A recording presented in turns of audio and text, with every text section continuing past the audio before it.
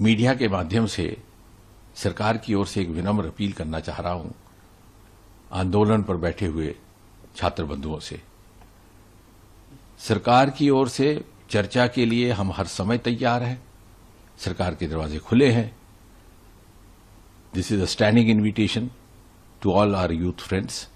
आप किसी समय भी कभी भी चर्चा करना चाहें, आपकी सुविधा अनुसार हम चर्चा के लिए तैयार हैं।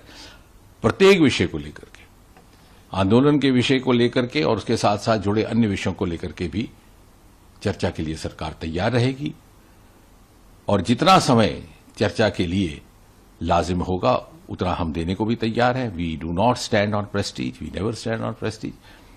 आपके साथ चर्चा में देश के स्वास्थ्य मंत्री और वरिष्ठ नेता श्री जेपी नड्डा जी रहेंगे। उनके हमरा उनके संग मैं भी रहूंगा और धीरे धीरे हम इसी चर्चा के माध्यम से समाधान की ओर बढ़ सकते हैं और समाधान से ही नया रास्ता भी निर्धारित हो सकता है।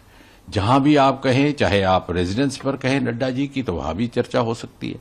अगर आप कहें ऑफिस में, तो ऑफिस में भी हो सकती है। जैसे मैंने कहा, हमारे लिए ये कोई प्रतिष्ठा का विषय नहीं है।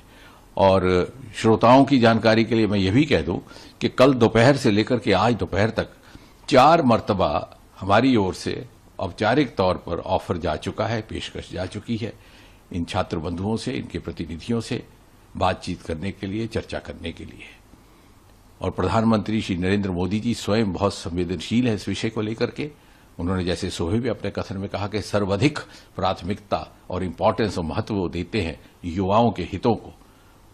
और इसी से प्रेरित होकर के उन्होंने ये निर्णय लिया कि जितने भी पेपर लीक के जिम्मेवार दोषी लोग पाए जाएंगे उनको फास्ट ट्रैक के माध्यम से फैसला होगा, ताकि जल्दी निर्णय हो और एक निर्णायक कार्रवाई भी हो। And this is a part of the series of continuous steps being taken by the government for the safeguard of the welfare of the interest of the students.